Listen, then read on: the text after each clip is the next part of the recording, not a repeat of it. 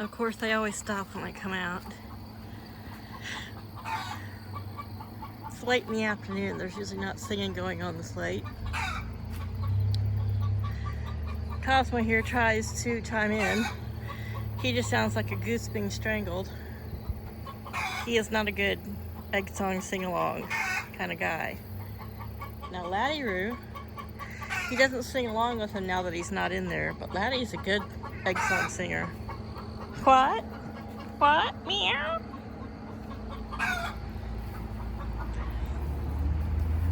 So lately, the main part of the egg song has been about somebody wanting in somebody else's nest box. I have been getting at least one, or usually just one. She is reaching in the one nest box, pulling out the stuffing, and dropping it around behind her in the other nest box. And she's telling us all about it.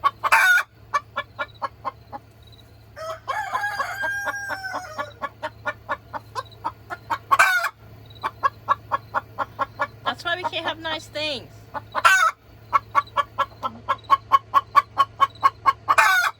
She's like, we don't sit in here so I can destroy it. I'm gonna dismantle it. I don't know where she thinks she's tossing that to.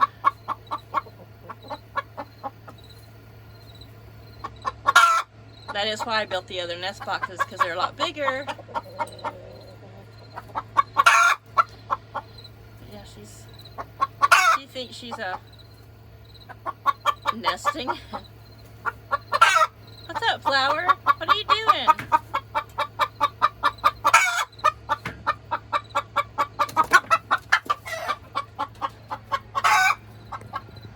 Okay, now she's hopped down. You're just gonna tear the nest pad out of that box. She feels that's okay because I don't sit in that one anyway. I haven't found an egg in that one in gosh knows how long. Hi, Luna. Yeah, you're molting in your Hey.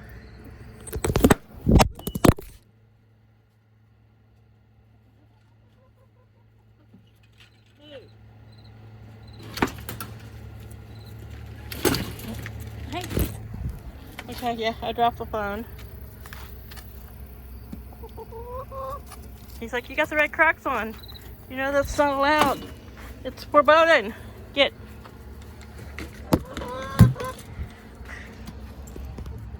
Okay, she's in there. So, there is an egg in here. A warm egg. They haven't laid in this one in a long time. I have been, for a couple weeks, I didn't find any eggs in either of these boxes. And then this week, the past few days, I've been finding about one a day in those boxes. This seems to be the current favorite, this first one. The other day, all 6 were in one box. This is pretty wide. This one's a little more narrow. And it's just because, you know, it's not like I really measured anything perfectly. So that one's a little more narrow, a little more cozy for you, and they do lay in that one. This one, I have never found an egg in, but the little grass, woven grass nesting pad that's in the very, very bottom was on top, just kind of like that one there. They pull these woven ones out and they destroy them. And of course, as we just saw, these that I don't know, they remind me of little bitty tiny, like glass noodles pads that you can plop out. They don't really seem to destroy much, but this one, I guess, I'll eat my words as I probably pull this one apart. But yeah, this is the stuff she was just throwing over her shoulder here. Guess she thought she was hiding her egg. It's not like they come back and sit on them. That's one thing about the leghorns. They're not a. Look, here he comes. He's like, I'm gonna be a jerk. She doesn't really want to come out. Earlier I was tightening the door up, and he just kind of, yeah, he's like, I hate the red Crocs, I hate the red Crocs. I hate red Crocs. So yeah. I know. You've always got something to say about it, don't you? Luna thinks you're ridiculous. He's like, I don't want to hear it. I'm just going to go off over here. I don't think he liked you mocking him. I think he did. I think he thought you were mocking him. So you can kind of see what's happened to the pumpkin spice block is now looks more similar to maybe something shaped like something you might find at Stonehenge. The logs piled behind it, oops, sorry, they do like to stand on. I have several logs that I just kind of put between it and posts, that's just where they were standing. They killed another the last of the great big watermelons. So they're doing great. Their feeder is hanging up inside. I cleaned it out. It's really hard getting everything out of the bottom, and we were getting so much rain at that time that I wanted, I just put their food in the bowl for that week, and then I just brought it back out. Oh, in the mornings I'll set it in the coop so it can't get wet, or, you know, because we have really heavy, high dew points here. I mean, every day, even in the summer. Sometimes takes hours and hours for the grass to dry. I mowed yesterday, of course didn't film it. Haven't painted that yet. No, we've been having these mild days and with spurts of rain, and I just really haven't had the gumption or the energy. Probably when I need to, right before I really need to put a wall up inside the coop, I'll do it. Yeah, just been lazy. Haven't quite had the energy. So today I came out about noon, and there were 4 black vultures drinking on the mud puddle. They get up there on that part of that tree, which is old. Laddie, of course, follows me around, but after I saw them, of course, I went looking for Miss Marigold. And of course, Marigold, he's like, you got the red Crocs on, Mom. He's getting a little better at tolerating them, but I couldn't find her. I don't know why I worry. She always comes over here under these bushes that are dying out, but I brought her an egg for this part of the shelf, and Laddie seems comfortable enough that he'll go wander off and eat and do things, and he'll leave her under here. I think he knows she's safe. The problem with her being under here is she blends. Right now with leaves changing and her being that rusty dark brown, she can just blend in. Where's your girlfriend? I don't see her. Yesterday I walked around the house. I made 5 laps around the house because I couldn't find her. And in those 5 laps, I was being followed by Laddie and the cat, of course. And I managed to come across the bunny hideout. The bunny was hiding in it. But I made like 5-6 laps around the house, calling her, making a little buck, buck, buck, buck, because she'll usually come to those noises. And I couldn't find her. Today, when the turkey vultures were out, Laddie was over here, just under the edge of it. And after I made several laps, and neither him nor Chaos would give it up. Yeah, see, there's one on one side, here's one on the other. I finally was going in the house and heard her under here, and here she is again. So this forsythia bush and this pokeberry, grape, weird vine stuff will die off, but she blends right in. So when I look under there, unless she's in a certain spot, I can't always see her. Look. So, and she'll come right back out at about 5:30. She comes out and has her evening snack. I think the low tonight is like 46, 47, so it's actually cooler than it's been. I mowed yesterday. There's Tinkerbell. Our neighbors next door had an elderly, a friend they're elderly, but he was much more elderly. And when he died, he had Tinkerbell. She's a fairly elderly cat, but they kept her inside, you know. She had lived with him in his house, in and out. And finally she went out one day, and now she likes to be out all the time. Okay, that's how cats are. That's how Chaos was. He was an inside cat for 3, almost 4 years. Well, 3 years, I guess, for solid 3 years. Why did you jump? Yeah, he likes to try to jump up on my shoulder and ride around on my arms. He's not attacking, but he's just, you know, he has one wing that was clipped over a year ago because he was flying out. I think it's grown back out, but dude, I think you need to end your molt and get some more feathers before you start being so adventurous. So yeah, this I have not bothered to paint or cut yet. I know I said I would. Here this morning I left their water jug out. So in here, when they come up at night and they tuck themselves in, they've got scratch mixed with it's mostly scratch, corn, oats, wheat. It's a 5-grain scratch, so I'm not sure all the grains that are in it, but they will come out here and they'll snack on that at bedtime, which, as I've said in previous videos, when you start getting cold nights, I like to give them some corn for their nighttime snack. Helps keep them warm. See how dark that poo is? You know what causes that when your chickens have really dark poo? Double batches of blueberries. So Paul bought some blueberries. I found them in the fridge. I ate half of them and I brought the other half out for the chickens.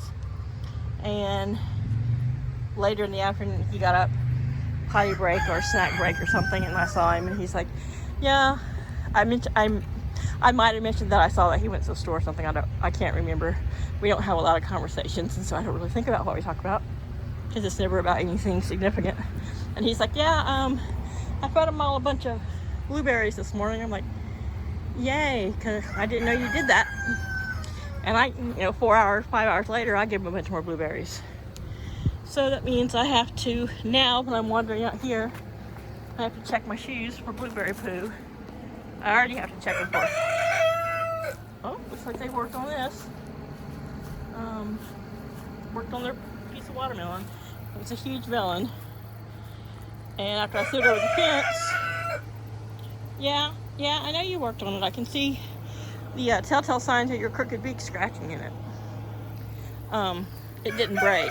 It was a big melon, and I tossed it as hard as I could, but it's like a whole pumpkin or a whole watermelon. Unless you can throw it hard or from a high, really up high, they don't always break. So I had to go in there and finish cutting it in half anyway, so I cut a big chunk off for them. They're still enjoying their foraging grass. You see the tops of it do not come above the fiber cloth because, of course, they're snack away on it. I brought Chaos's cat carrier back out. The other day, it was raining. He was on the porch in the other carrier. And then yesterday morning I came out and he had been sleeping right up there against the house. You know, you like spider web on him, and he's under the eaves, so he doesn't get damp, or I don't think he gets any dew on him, but boy, this egg is really warm. So I thought, okay, I'll bring this back over here. And he got in it a couple times.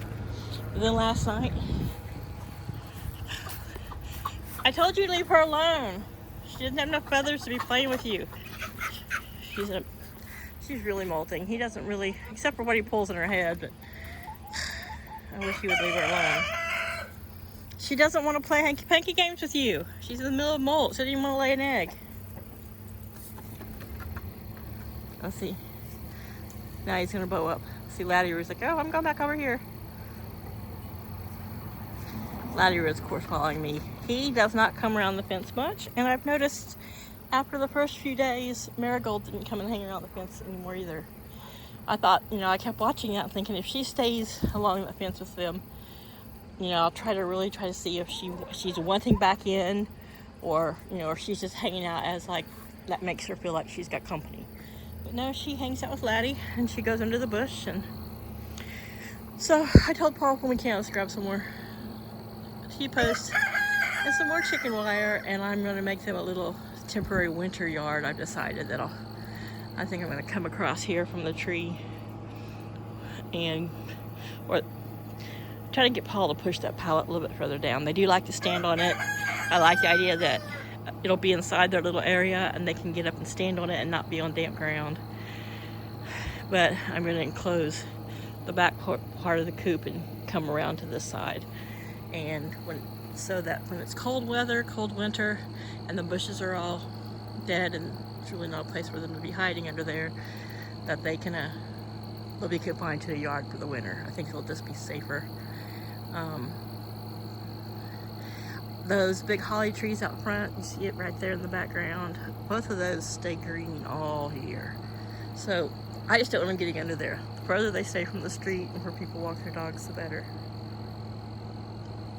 I mean, there's not a lot of dog walking because we're at the edge of town, but this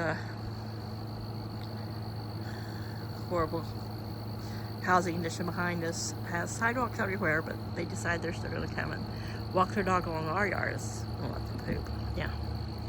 So anyway, his tail feathers have not come back. He's still got little stubby tail feathers. They're starting to. They're getting a little bit longer. A lot of them, of course, you know, were broken and damaged when Cosmo was harassing.